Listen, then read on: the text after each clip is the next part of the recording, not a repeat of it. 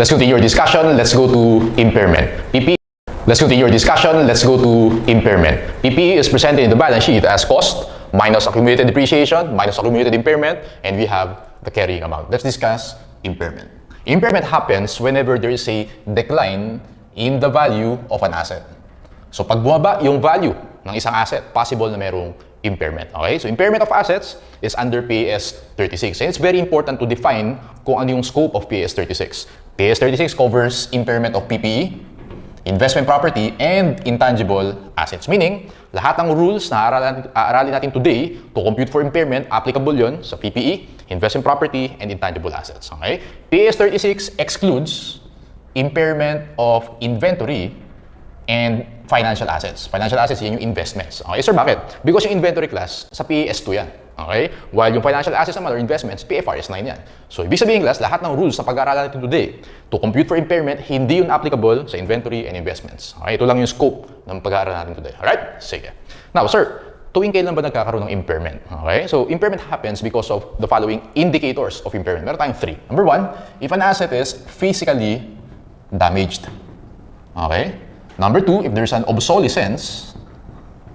And number 3, if the asset is not well maintained. Okay? So for example, class, meron tayong iPad Pro. Okay? iPad. Now, let's say yung iPad natin, lagi natin nababagsak. Okay? Nagkaroon ng physical damage. O yun yun. Obviously, kapag may physical damage, bababa yung value of our iPad. Okay? Obsolescence. For example, si Apple biglang nag-release ng bagong model ng iPad. Eventually, na-obsolete yung sa atin or hindi na nag-o-offer si Apple ng model ng iPad natin. Okay? Bababa yung value of our iPad. And last one, not well maintained. Yung iPad natin, for example, walang any protection.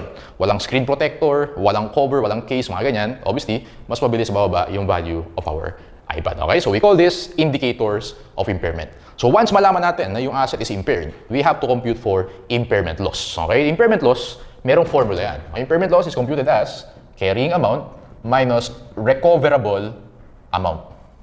Okay? Carrying amount minus recoverable amount. Carrying amount, alam na natin yan. Ito lang siya.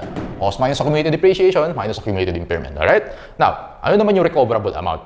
Actually, may formula din tayo dyan, class. Recoverable amount is computed as, lagay ko dito RA or recoverable amount, it is the higher between fair value less cost of disposal. So, shorten ko na lang, fair value less cost of disposal. Ang ibang term dito, class, is fair value less cost to sell. Okay, kamukha lang ibig sabihin nun, or value in use. Alright, so ulitin ko, class.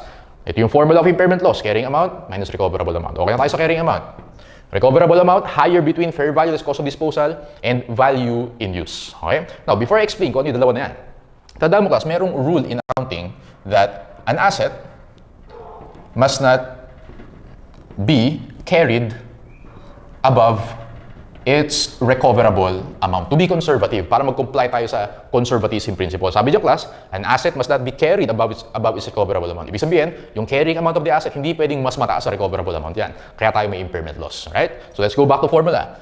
Recoverable amount is higher between fair value less cost of disposal and value in use. Sir, paano natin co-compute yan? Okay, so yung kanina, may yung example natin na iPad. Okay? So merong indicators na yung iPad natin na impaired. Compute tayo na impairment loss. Compute natin yung fair value less cost of disposal. Ano ibig sabihin niya, sir? So may two options tayo. Okay, dun sa iPad natin. Option 1, ang gagawin natin, class, is okay, sell now. Ayan, bebenta natin. So how much natin bebenta? Let's say yung selling price ng iPad natin is 45,000. Ayan. 45,000. And then, let's say meron tayong babayaran na commission. Tumulong sa atin maibenta yung iPad. So commission. How much? 5,000. Okay? So yung net na makukuha natin, class, is 45,000. Ang tawag natin sa 45,000 na yan is fair value less cost of disposal. Ano yung fair value? Yung selling price. Okay? Kung magkano mo bebenta yung iPad. Ano yung cost of disposal? Yung cost mo para mabenta yung iPad, yung commission. Okay? So 40,000 to. 40,000 yung fair value less cost of disposal natin. Gets? Okay. So okay na tayo dyan. Gets na natin kung paano computing yung fair value less cost of disposal. Sir, ano naman yung value in use? May isa pa tayong option sa iPad. Ang option natin is, option number 2, continue to use the iPad. Alright? So pag ginamit natin yung iPad, well, may mako-contribute sa business yan. Okay? Pwedeng mag-bring ng revenues and syempre may mga expenses tayo related dun sa iPad. Let's say, class, yung life of the iPad is 5 years. 1, 2, 3, 4, 5. Okay? 0, 1, 2, 3, 4, 5. Pag sinabi mong value in use, ipe-present value natin lahat ng inflows. Ano yung inflows? Well, lahat ng revenues na pwede makontribute ng iPad sa atin. And ipe-present value natin lahat ng outflows. Okay? Obviously, pag inflows, plus yan. Right? Pag outflows, minus naman yan. So lahat yan, ipi-PV natin. Okay? So PV natin lahat yan. And then, we get the present value of the net cash flows, inflows minus outflows. Ang tawag natin itong class sa present value of net cash flows is the value in use. So yung option number 2 natin, ito yung value in use. So let's say class na compute natin sa value in use is, for example, this is 50,000. So yung recoverable amount natin is higher. Tama ba? Recoverable amount mo dyan is 50,000, the value in use. Okay? So let's say yung iPad natin, ang carrying amount niya is 70,000. Compare mo sa recoverable amount na 50,000. Impairment loss natin class is 20,000. Okay? So yun yung, that's how you compute for impairment loss. Now, last one, before we answer our exercises. Kung mapapansin nyo class, higher yan. Okay? Lahat ng rules sa accounting, kung mapapansin nyo, shorter, o kaya whichever is lower, yung mga ganyan. Ito lang yung rule, okay, as far as I know, na higher. So, sir, bakit higher? Paano namin maalala na higher yan? Ganito yan, class. Di ba? Ako yung may-ari na iPad. Tama? Dalawa options ko. Either ibenta ko siya ngayon, or gamitin ko siya. Okay? So class, ano yung better off ako? Or ano yung mas favorable sa akin na gawin? Ang mas favorable sa akin, kung ano yung mas mataas na ma-generate dyan. 40,000 pag binenta ko ngayon. Pag ginamit ko 50,000, ano gagawin ko? Obviously, gagamitin ko yan. Kasi 50,000 yan. Kaya, whichever is higher. Because mas favorable sa akin, okay, na i-continue to use ko yan, ma-generate ko is 50. Pag binenta ko ngayon, 40, obviously, pipiliin ko yung higher. Kaya, kung mapasimula sa accounting, whichever is shorter, whichever is lower, ito lang yung whichever is higher. Okay? Sige. Now, let's apply the concepts by answering our illustrative examples. Illustrative example number 3. Okay, basic lang to. Illustrative example number 3. Compute for the impairment loss and provide the journal entry. On December 31, 2025, BSA company determines that its building is impaired. The following information are gathered. We have building and we have accumulated depreciation. Fair value is cost of disposal and value in use. Tama ba class? How do you compute for impairment loss? Compare lang natin yung carrying amount and recoverable amount. What is the carrying amount for this illustrative example? Tama ba class? Meron tayong cost na 1 million. Okay? Minus 300,000 accumulated depreciation. Carrying amount natin class is 700,000. Tama lang? Now, what is the recoverable amount? It's higher between fair value less cost of disposal and value in use. So, nakalagay dyan class, fair value less cost of disposal is 600, value in use is 580. Bakit ulit higher? Better off tayo na ibenta na lang natin kaysa gamitin natin. Kasi mas mataas is 600 kaysa kay 580. Okay? Recoverable amount natin class is 600,000. Therefore, impairment loss natin is 100,000. Okay, journal entry, December 31, 2025, to record the impairment loss, debit impairment loss, credit accumulated impairment. Alright? 100,000. Obviously, impairment loss, pupunta sa P&L yan. Accumulated impairment, dito siya pupunta. Okay? Kontra PPE account. Actually, class, yung accumulated impairment, pwede rin na i-diretso mong accumulated depreciation yan. Okay lang din yun, na hindi ka gumamit ng accumulated impairment na account. Pwede mong i-diretso sa accumulated depreciation. Okay? Pero mas acceptable to. Alright? So, ayan. That's for illustrative example number 3. Let's go to illustrative example number 4. Okay. Pinnacle company determined that due to obsolescence, an equipment with an original cost of 4.5 million and accumulated depreciation of 2.1 had suffered impairment. Obsolescence, yun yung indicator. One of the indicators, tama? Na merong impairment.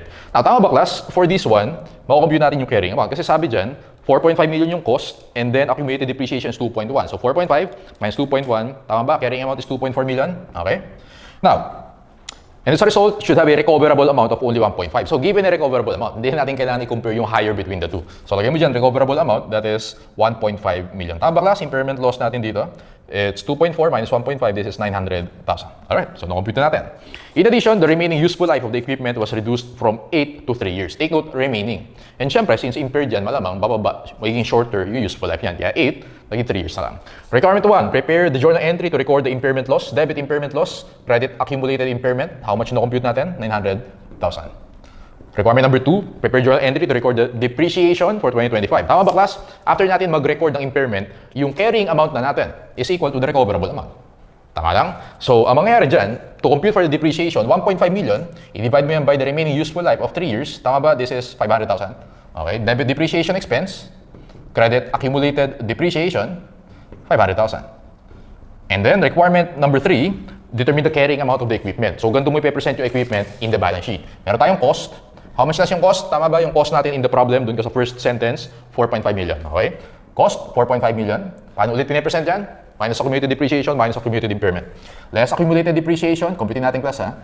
Tama ba sa problem? Sa first sentence, merong accumulated depreciation na 2.1 million. Pakita mo yan? 2.1 million, tapos nag-report pa tayo ng 500,000. 2.1 plus 500, that's 2.6 million. And then, meron tayong less accumulated impairment na how much? Na-compute natin impairment loss is 900,000. Therefore, the carrying amount, okay, yung presentation in the balance sheet, 4.5 million, minus 2.6 million, minus 900,000, you have 1 million. Yeah. So this is how you present the equipment or the PPE in the balance sheet. That's for requirement number 3. Okay, let's go to illustrative example number 4. Okay, illustrative example, number 4 na pala to. Let's go to number 5. For number 5, I think this is the computation of value in use. Okay. Ano nga ba ulit class yung concept ng value in use? Kaya siya sinawag na value in use. Ibig sabihin, we'll continue to use the asset. Hindi natin ibebenta. Gagamitin natin siya continuously. Alright? Now, sabi ko kanina class, pag value in use, yung cash flows mo, lahat ng inflows or lahat ng revenues, present value mo yan. Okay? Lahat ng outflows or mga expenses, present value mo. Yung net cash flows nun, yun yung value in use. Okay? And value in use, kukumpare mo sa fair value cost of disposal, that's your recoverable amount. Okay, let's read number 5. On January 1, 2025, ABC company owned the following machine with the following cost and accumulated depreciation. Cost is 90 million and accumulated depreciation is 25 million. So how much yung carrying amount? 90 minus 25, that is 65 million. Carrying amount of this, ano ba to, machinery ba yan? Yes, machine is 65 million. Alright. The machine has an average remaining useful life of 4 years. Okay, so the fair value cost of disposal is determined to be 48 million. Pag fair value cost of disposal, okay, pag binenta natin siya, marireceive natin is 48 million. Okay, that's fair value, that's cost of disposal. Based on the supportable and reasonable assumptions, the financial forecast for this machine reveals the following cash inflows and outflows for the next 4 years. Basically, di ba yun yung remaining useful life of the machine? Tama. So, ang pag-project mo, remaining useful life. Right? Actually, pwede natin i-net kasi meron kang inflows, meron kang outflows. So, compute natin yung net cash flows. 2025, 26, 27, and 28. Okay, lagyan natin net cash flows. Tama ba class? 2025, 30 million na inflows minus outflows at 12, so that's 18 million. 2026, 32.5 minus 17.5 million, that is 15 million. And then 2027, 27.5 minus 12.5, that's 15 million. And then 2028, 16 million minus 4 million, that's 12 million. Alright, it's believed that a discount rate of 8% is reflective of time value of money. Binigyan tayo ng PV factor, yan na yung gagamitin natin to get the present value. Okay, present value, 1 period times 0.93. Times 0.857 times 0.794 and times 0.735. Let's compute the present value. Okay, 18 million times 0.93. You have 16,740,000. Alright, 15 million times 0.857, that is 12,855,000. And then 15 million times 0.794, 11,910,000. And last one, 12 million times 0.735, you have 8,820,000. Let's compute for the total. Okay? 8,820 plus 11,910 plus 12,855,000 plus 16,740, you get, nakuha niyo ba ito class? 53,255,000. Ang tawag natin dyan, this is the value in use. Okay?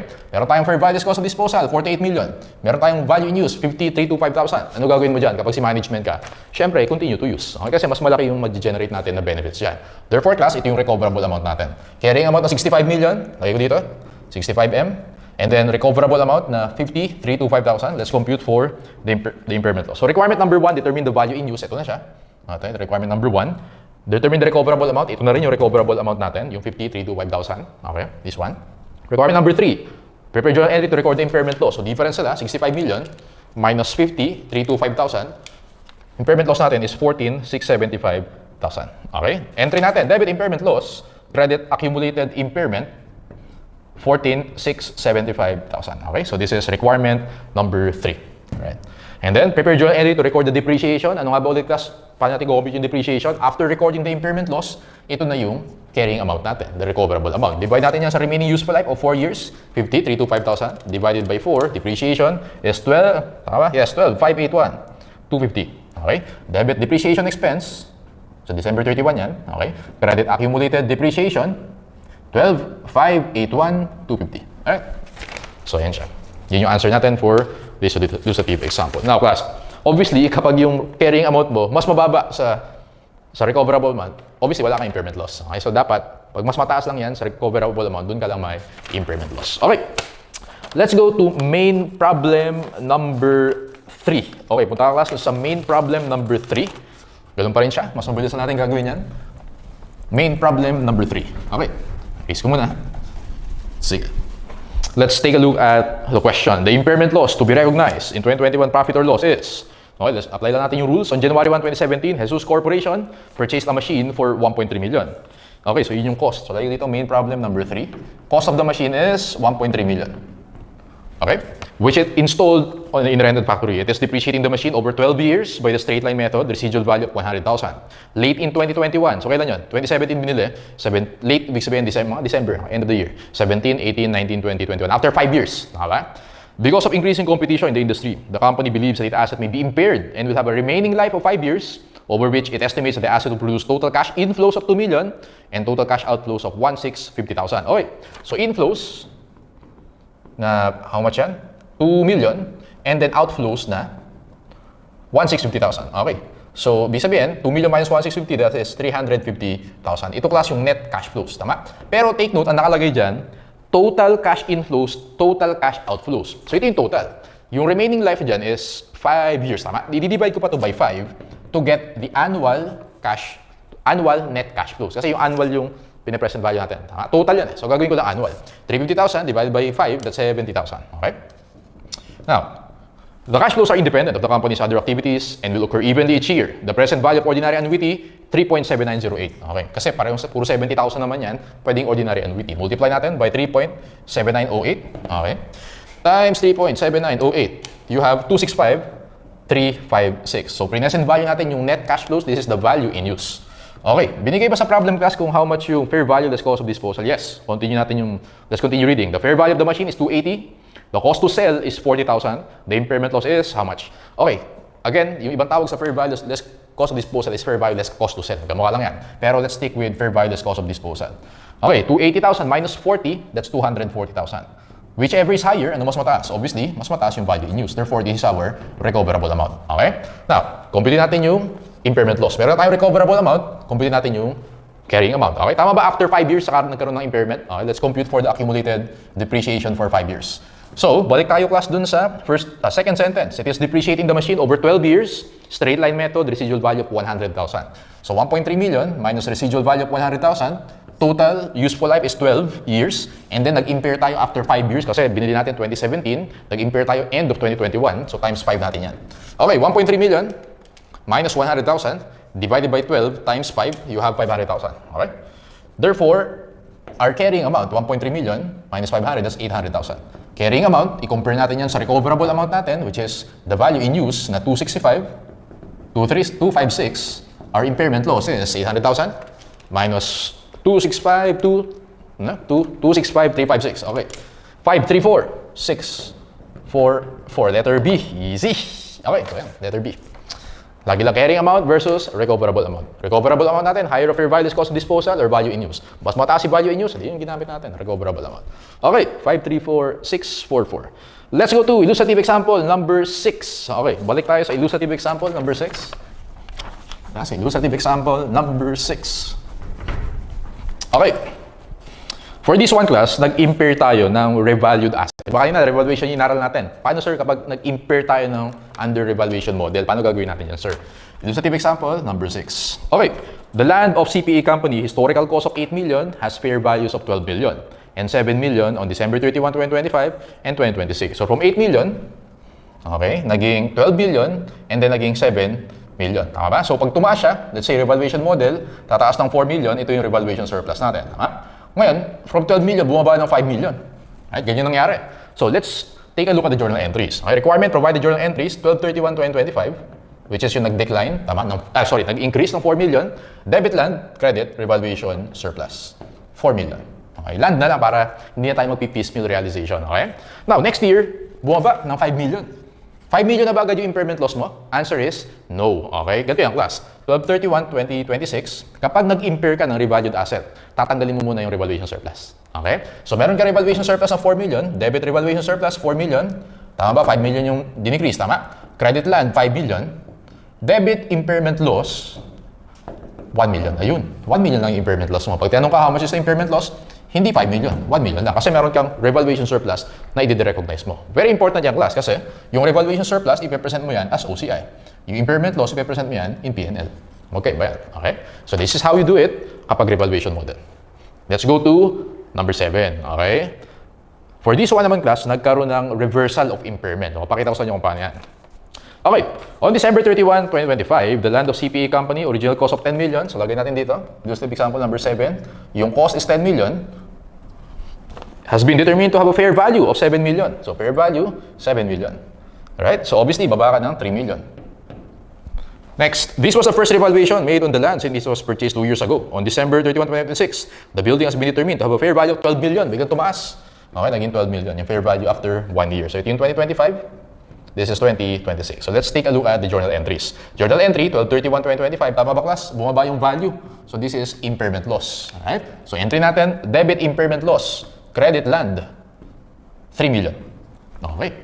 Now, this time, tumaas naman. Okay? From 7 million, naging 12 million, tumaas ng 5 million. Okay. Ano naman yung gagawin natin dyan, class? Ganito yan. 12/31/2026. Actually, parang opposite yan ng illustrative example number 6, no? Yung 5 million na yan, kanina, okay, babalik ka dito sa illustrative example number 6, chinarge mo muna sa revaluation surplus, and then impairment loss. Kapag naman naka-recover ka, pwede mong i-reverse yung impairment loss mo previously. Tama ba? Nag-record tayo ng impairment loss sa 3 million, pwede mong i-reverse yan. So, ganito gagawin ko dyan, class. Tumaas ng 5 million, hindi magde-debit land ako ng 5 million. And then, credit gain on reversal of impairment, how much yung pwede mong i-reverse? Yung 3 million lang. And the difference nila will go to revaluation surplus 2 million. Important yan because revaluation surplus, ipe-present mo siya as OCI. Yung gain on reversal, ipe-present mo siya as P&L. So, ibig sabihin, class, kapag naka-recover o magre-reverse ka ng impairment, ang pwede mo lang i-reverse is the amount of impairment loss na nire-recognize mo previously. Huwag ka magre-record ng gain on reversal na 5 million. 3 million lang. Ito lang. Okay? Yung difference, revaluation surplus. Kasi revaluation model yung assumption natin dito. Okay. That's for number 7. Next. Ano pa ba gagawin natin? Let's go to number 8. Okay, illustrative example number 8. Okay. Actually, yung illustrative example number 8 and main problem number 4, magkamukha lang yan. Pero gawin natin yung 8 para mapakita ko yung mga journal entries. Okay? For this illustrative example, class, anong nangyari dito? Nagkaroon ng reversal of impairment pero depreciable asset. Okay? Kanina kasi land. Pag land, straightforward lang yan. Paano kung depreciable asset? Paano gagawin natin, sir? Okay, I'll show you. Sige, so, tingnan natin. Let's go to illustrative example number 8. Requirement A, prepare all journal entries using cost model, prepare journal entries using revaluation model. Okay. Mr. Accounting Company reported an impairment loss of 2 million. So, meron daw impairment loss na 2 million. In the income statement for the year ended December 31, 2025. This loss was related to a long-lived asset or non-current asset acquired on January 1, 2024 with cost of 10 million. Lagyan natin dito cost 10 million. Okay. Life of 10 years, no residual value. Kailan binili ito, class? January 1, 2024. And then, on December 31, 2025, the entity reported the long-lived asset at 6 million, which is the fair value less cost of disposal. So, ito yung 6 million siya. Now, computing natin, class, yung carrying amount as of December 31, 2025 or after 2 years. Okay, accumulated depreciation natin after 2 years. Let's compute. Sabi dyan sa first or sa second sentence, cost is 10 million. Useful life is 10 years, so wala namang salvage value. So, multiply natin by 2 kasi 2 years. Binili mo January 1, 2024. Ang kinukompute natin, December 31, 2025. 10 million. Divide by 10 times 2, that's 2 million. Okay? So, ibig sabihin, class, 10 million minus 2 million, yung carrying amount natin is 8 million. And then sabi dyan, yung fair value less cost of disposal, which is the recoverable amount, kasi wala namang value in use, automatic, yung recoverable amount is 6 million. Okay, difference nila is 2 million na impairment loss. Yun yung minention dun sa first sentence. Okay, ganyan siya na-compute. Now, on December 31, 2026, 1 year after, the entity determined that the fair value less cost of disposal had increased to 7.5 million. Ito yung 2025, okay? In 2026, tumaas yung fair value less cost of disposal to 7.5 million. Okay, tumaas siya. Pwede tayong mag-reverse, tama? Kasi nag-record ka ng impairment loss sa 2 million, tignan natin kung how much yung pwede natin i-reverse.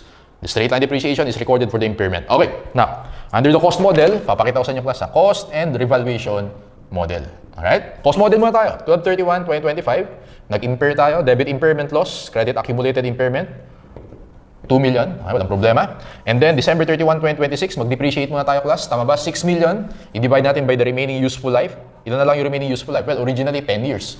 Okay, 10 years. Nakalipas na yung 2 years, therefore, 8 na lang yung remaining useful life. 6 million divided by 8, that is 750,000. Debit depreciation expense, credit accumulated depreciation, 750,000. Okay. So, under revaluation model, same lang yan. Walang problema. Okay? Yung computation ng impairment loss. Same lang din yung depreciation, cost model, and revaluation model. Now, dito magkakaiba yan. How much, sir, yung pwede nating i-reverse? Alright? Kasi, from 2025 to 2026, tumaas. From 6 million, naging 7.5 million fair value less cost disposal. Pwede tayo mag-reverse ng impairment loss. How much yung pwede? Tandaan mo, class, ang pwede mong i-reverse will depend on the carrying amount, assuming no impairment. Okay, very important yan. Kapag depreciable asset, class, hindi mo i-reverse yung 2 million. Okay? Hindi yan yung i-reverse mo. Iko-compute natin yung ano ba yung carrying amount assuming walang impairment. Okay? Ganito kasi, class, yan. Since from 8 million naging 6 million. Okay? Bumaba. Pero tumaas ulit. So in hindsight, kung babalikan natin yung mga nangyari, dapat pala hindi tayo nag-impair dati. Okay? Kasi tumaas din naman yung value.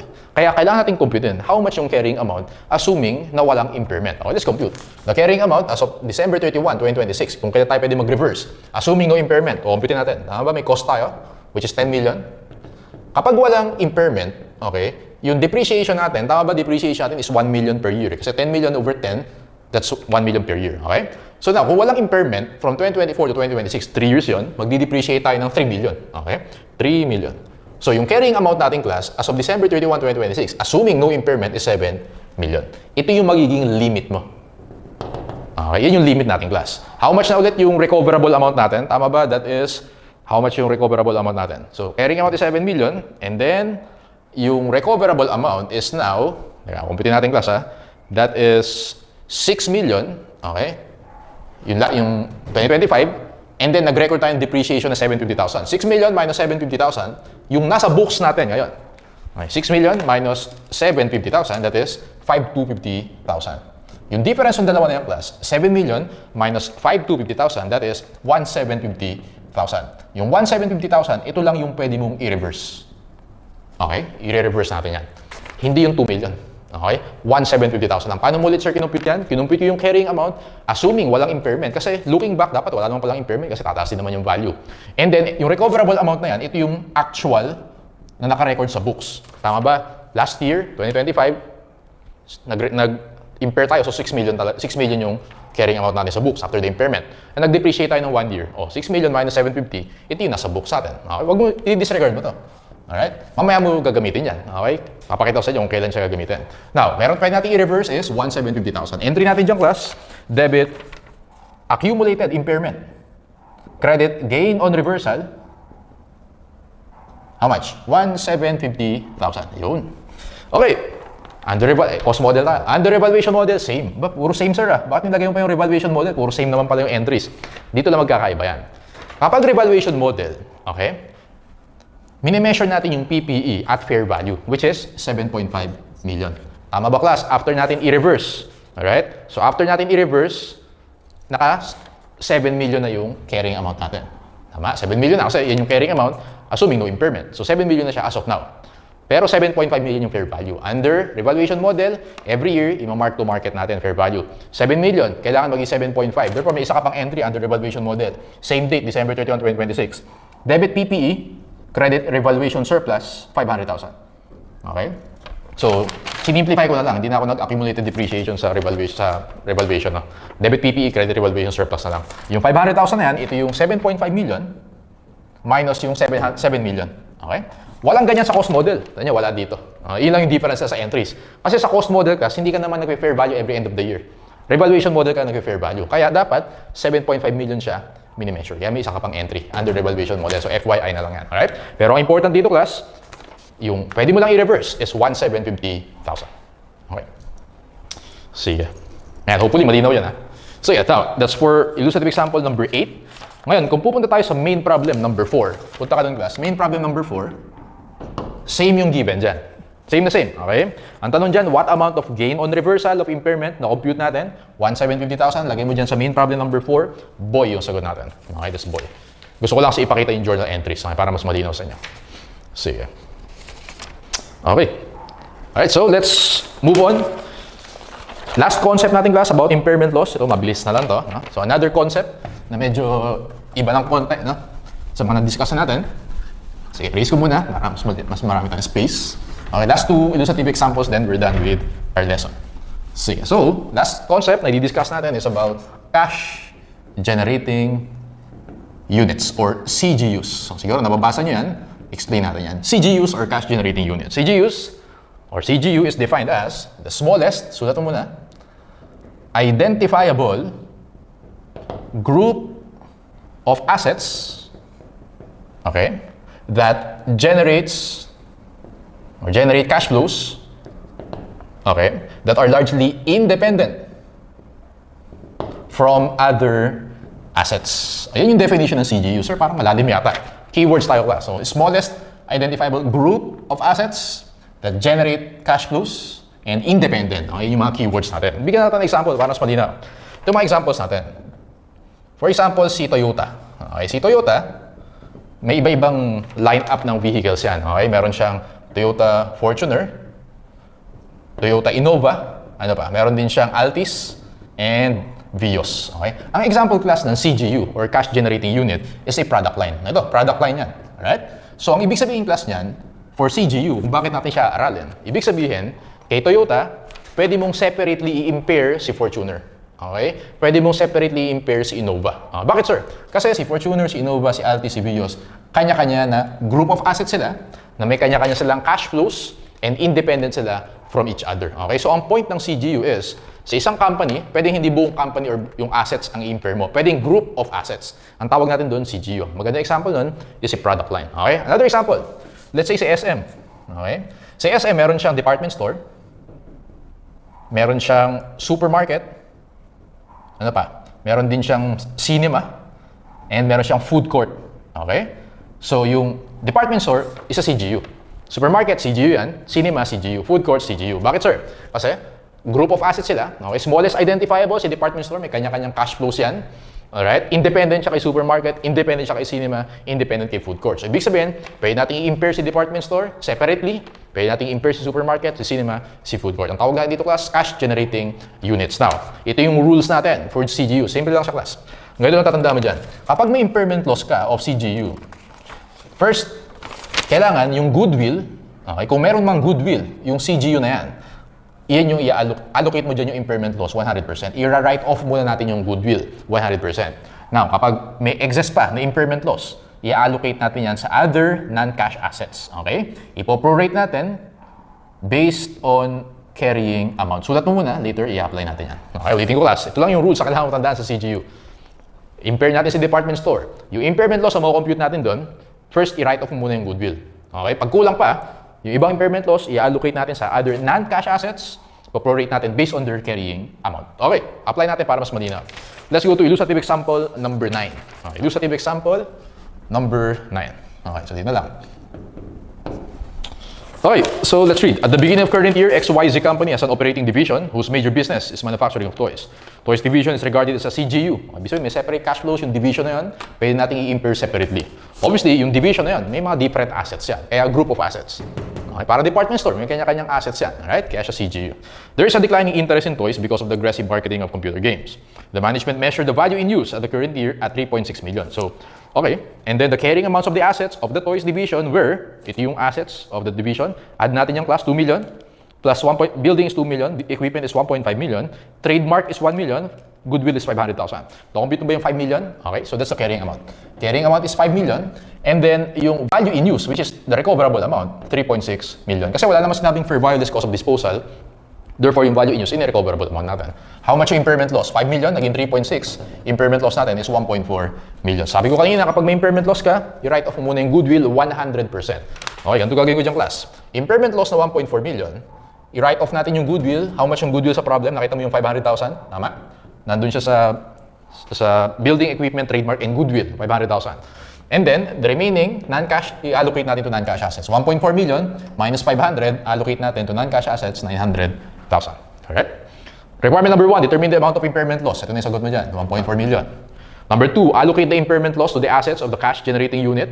Okay? So, goodwill, 500,000. Later, bibigyan ko ng journal entry. Pero ito yung important sa atin. How do we allocate 900,000 to non-cash assets?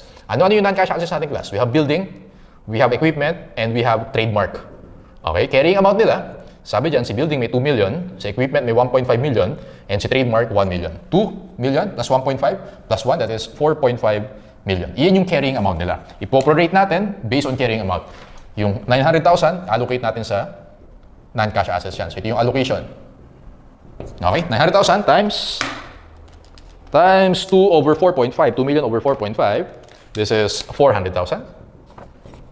900,000 times 1.5 over 4.5, that is 300,000.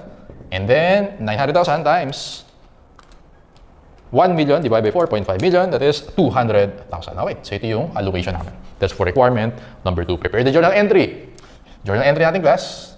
Debit, impairment loss, 1.4 million.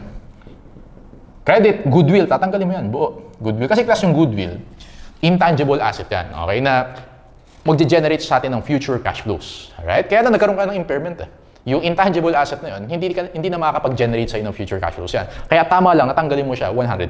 Okay? Kasi pwede mo isipin na yung impairment loss is the opposite of goodwill. Okay? So kaya tanggalin mo siya 100%. And then, credit natin yung building. Actually, credit mo yan as accumulated impairment. Building. Okay? How much? 400,000. Ito siya. Credit accumulated impairment. Equipment. 300,000. And then, credit accumulated impairment trademark, 200,000. Ayan. Ito yung journal entry natin to record the impairment. So, ang point lang, kapag CGU, compute the impairment loss, charge mo 100% sa goodwill. Kapag may sobra pa, allocate mo sa carrying amount. Okay? Based on carrying amount of the non-cash assets. So, ito yung na-compute natin. Now, take note din class na yung goodwill, sinama natin siya sa computation ng carrying amount. Okay? In computing the impairment loss, sinama natin yung goodwill. Napansin mo yun? Nasa 5 million yung goodwill. Tama? Pero sa allocation, wala nang goodwill dyan. Kasi na-write off na natin 100% eh. Isasama mo yun sa computation ng impairment loss, pero hindi mo siya isasama sa allocation. Okay? Last, illustrative example, number 10. Still CGU, pero kasi merong possible scenario na ganito yung mangyari. Napakita ko rin sa inyo. No? So, illustrative example number 10. This is our last problem. ABC company has determined that the furniture division is a CGU. The entity calculated the value in use of 11 million. So basically, yan yung recoverable amount natin because wala namang fair value less cost of disposal for the whole division. The entity has also determined that the fair value less cost of disposal of the building. Building yung given ha, hindi yung buong division. So lagay ko dito, fair value less cost of disposal of the building is 6.5 million. Okay? The carrying amount of the assets are, so merong building na 8 million, machinery or equipment na 4 million, machinery 8 million. How much yan? 8 plus 4 plus 4. Tama ba class? Carrying amount natin is 16 million. So carrying amount 16 million. Alright, so carrying amount 16, recoverable amount is 11, impairment loss natin is 5 million. Okay, so that's impairment loss as requirement number 1. O, ingat ka class kasi yung fair value cost of disposals, yun lang yung for the building. Doon sa buong division, merong building, equipment, and machinery. Okay? So, kaya hindi natin siya kinonsider. So far, hindi natin siya kinonsider. Impairment loss natin, 5 million. Okay, allocate the impairment loss. So, yung 5 million na impairment loss, sabi ni sir, lahat daw, 100% lagay ko sa goodwill. Kaya lang, wala namang goodwill. Okay? Therefore, ipoprorate natin lahat sa mga non-cash assets. So, non-cash assets natin, their carrying amount, meron tayong building, we have equipment, and we have machinery. Ayan. Lagay natin class yung carrying amount nila. Carrying amount, building is 8 million, 4 million, and 4 million. Ayan, total of 16 million.